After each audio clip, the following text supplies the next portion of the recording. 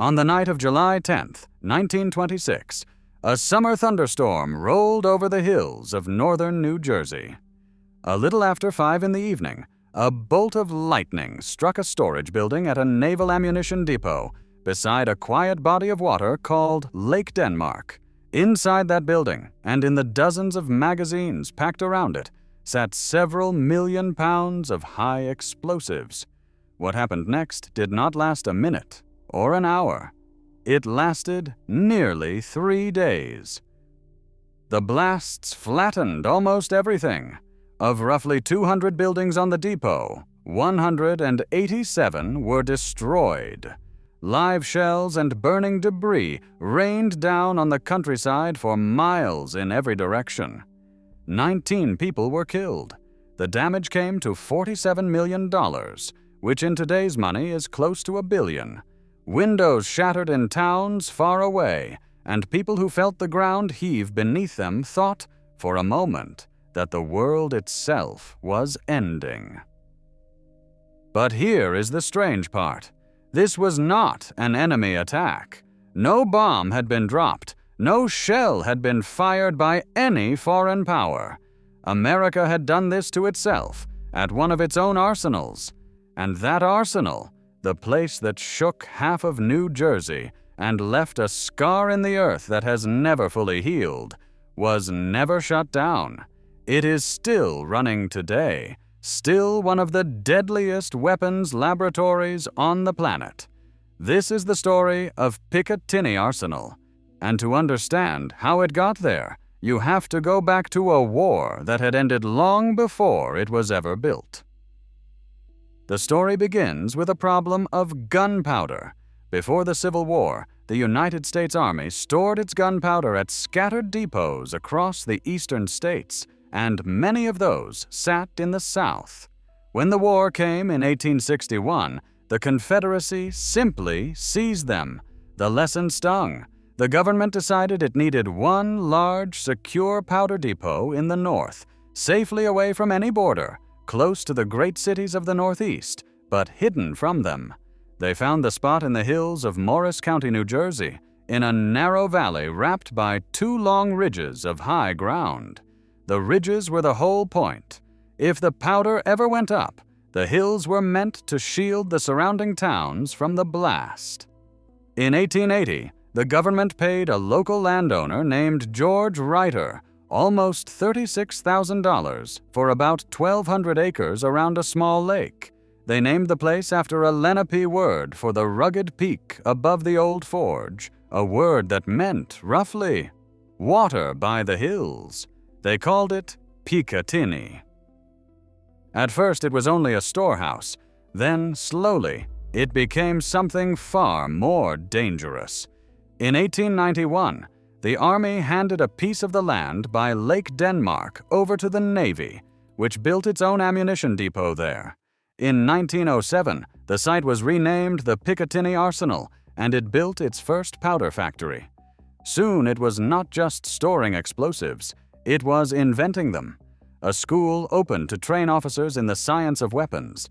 Laboratories went up. By 1919, engineers were designing artillery ammunition from scratch, and within 2 years they had taken over the nation's experimental work on fuses, the small, delicate triggers that tell a shell exactly when to explode. And then came the storm.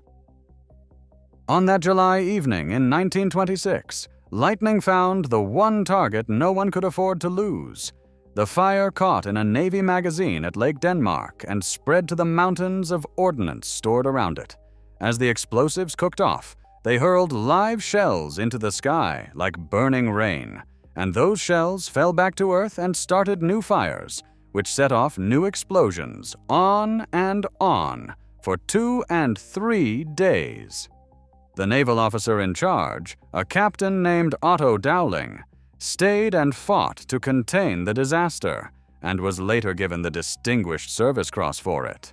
When the smoke finally cleared, the Navy's depot was simply gone.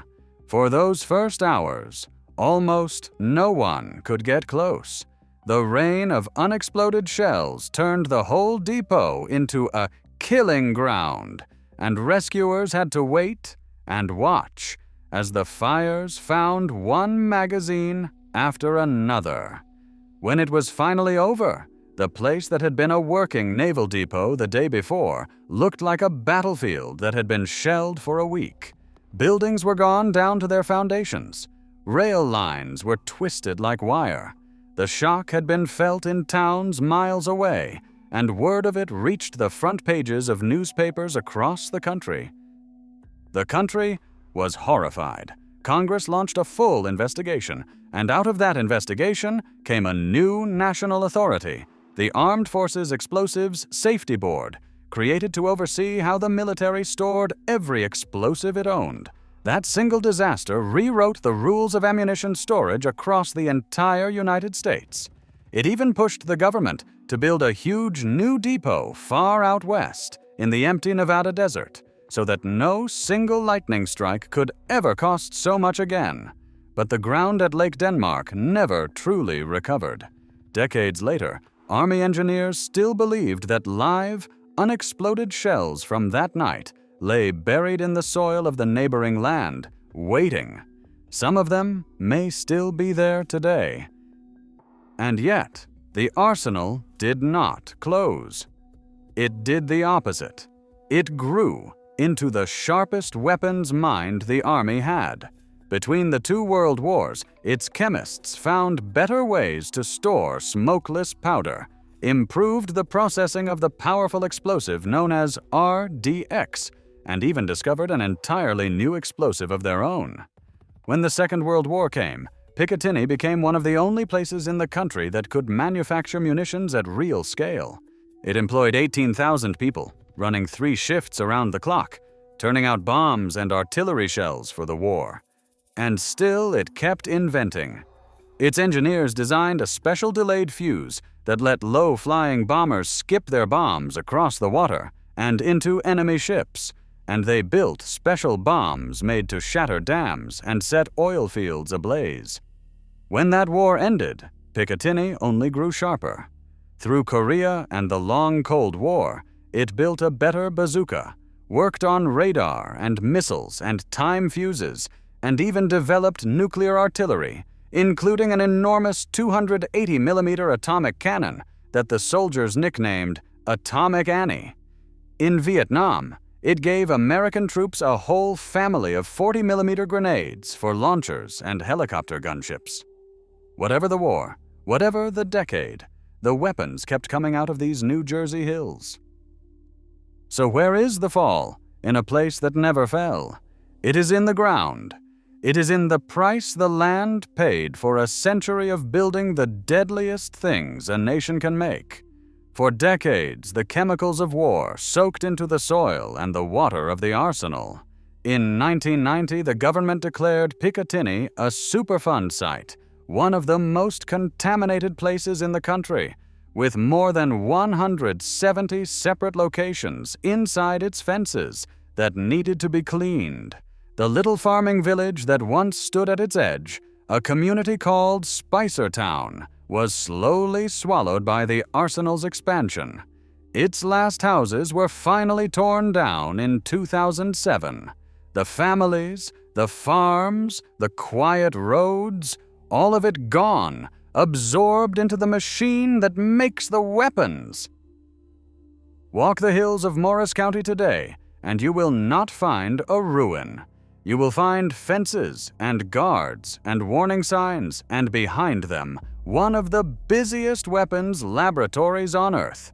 Picatinny Arsenal is still here, spread across 6,400 acres, still the place where the United States designs its guns and its ammunition.